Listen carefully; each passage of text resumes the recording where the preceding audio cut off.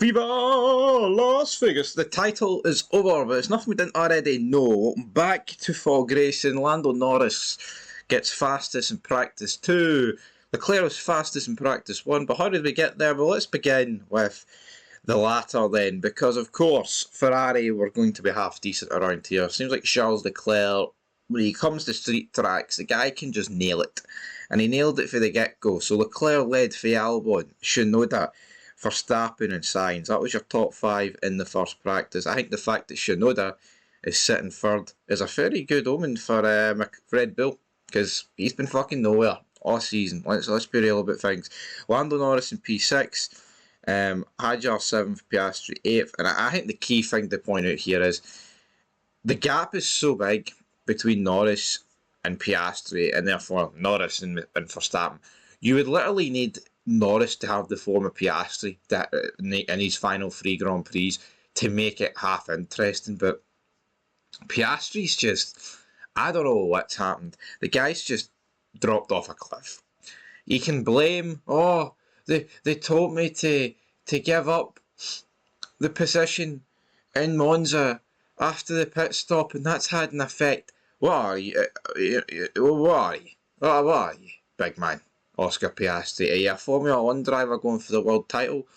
Or are you some jabroni with mental health problems and multicoloured hair, son? You know, I mean, it's like, play the game, son. And at the end of the day, it was a 6-point swing. We're not talking about something that was like a 50-point swing where, oh, holy fuck, they told me to retire the car and I was going to win.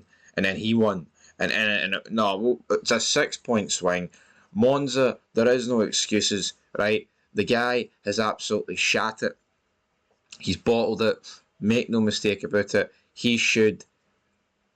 Can't make the claim that he should be winning the title from that position like 100%, but for me, there is no excuse of how bad it's fallen off for the guy. And he needs to hold that L and accept that L. Charles Leclerc, also, his car broke down during practice 2. Far from ideal from him. Russell and Antonelli was 9th and 10th. Hamilton 11th. Gasly 12th. Lawson 13th. Alonso 14th. Stroll 15th. Berman 16th. Ocon 17th. Hulkenberg 18th. Bortoletto 19th. I had Franco Colapinto P20 moving in to the second qualifying session. Second practice session. It was Norris from Antonelli from Leclerc, all separated within a 10th. Then it was Hulkenberg, Hadjar, Liam Lawson, George Russell, Albon, Verstappen, Hamilton, Stroll, Gasly, Sainz, Piastri, Shinoda, Colapinto, Berman, Alonso, Ocon, Bortoletto. But this session was heavily dominated by the fact, those loose terrain covers. I mean, it doesn't... There's certain street tracks these are a problem, and there's other ones where it's never been a problem, but Monaco, Vegas, what's the other one, Baku, they always tend to be the problem. Will they be able to fix it for tomorrow night, or later on the night, sorry, as I'm fucking recording this?